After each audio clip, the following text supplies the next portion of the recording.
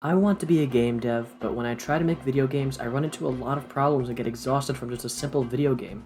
It could help me very much if I get some tips. I used to make on Game Maker 8 a lot of years ago, and then used Scratch. After that, I started using a software called Wick Editor.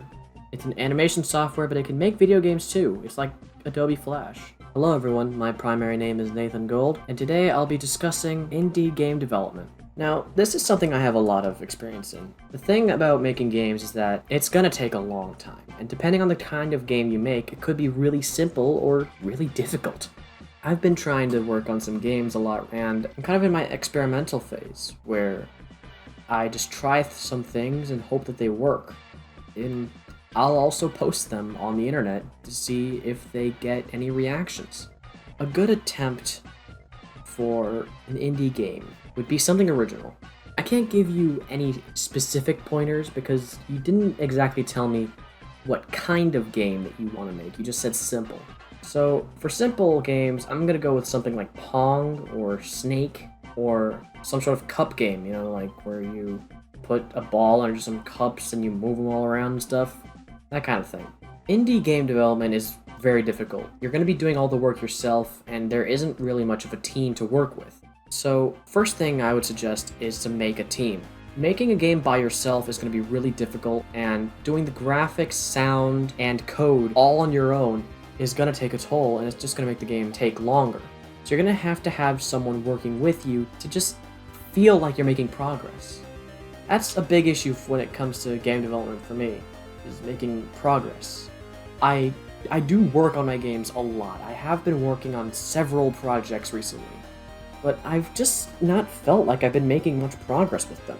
So I get very quickly burnt out. What I would suggest, and it's something that I've started doing with my most recent project, is to make a list of all the features that you want to include. All the features that your game should have before you think it's ready to go out into the public. Let's say that's your to-do list, right? Have a list above that saying what you've accomplished. How much of that have you done? If you've done a lot, good. That's very good. You've been doing work, and that's good. That should help you keep going, because you can see that you're making progress. Now, you can make games on your own. I have made most of my games mostly without outside help, but I will admit, as a developer myself, that working on a game is extremely difficult. It doesn't take much talent to make a game. It does take a lot of talent to make a good game.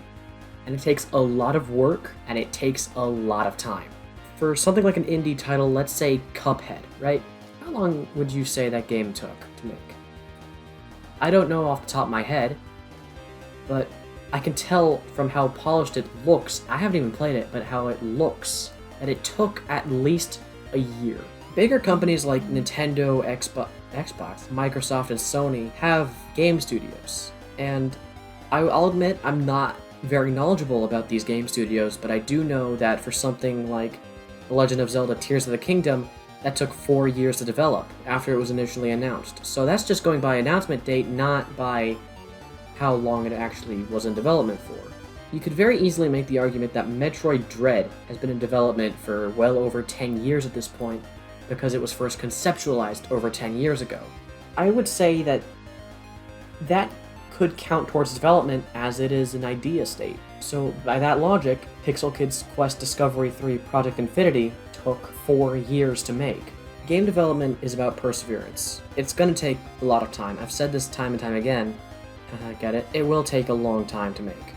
All in all, if you're an indie developer, I would suggest making a list of things that you want in the game, and writing down your accomplishments, starting with a simple concept, nothing like too story heavy or too sandboxy. That is really difficult for an indie developer. So just start with something simple, a platformer, a puzzle game. Go with a simple idea that you think you can execute with your current skill set. And if you don't have the skill set, try and look for tools on the internet. I make a lot of tools myself for Scratch, as it is my main development language. For something like Scratch, if you are a Scratch developer, I would suggest using Turbo Warp. It is brilliant to work with. I've been using Scratch ever since I started development, and Turbo Warp is essentially just Scratch, but with way better options and so much more customization. So much that most of my Scratch projects as of late have been designed in TurboWarp and then moved to Scratch. TurboWarp supports things like widescreen and no limits. Scratch doesn't. Scratch is strictly 4x3 as of now, and it has a lot of limits to take into account. With TurboWarp, you can avoid those, and TurboWarp also allows you to determine if a project is being ran in Scratch or TurboWarp.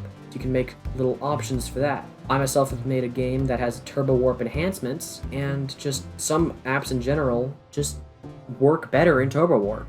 It's honestly just a good idea to work with TurboWarp to get the most out of your Scratch project. I'm not sponsored, by the way, this is my genuine opinion. I love TurboWarp. If you want to make a game, and it's not like three-dimensional or anything, and it doesn't require 3D graphics, go with Scratch to start with. Scratch is a great learning tool. It helped me find my creativity when it comes to making games, and Scratch is a great tool for starting game development. I'm not sure about Game Maker or Wick, because as I said, my main language is Scratch. I used to use code.org as well, try and find those games.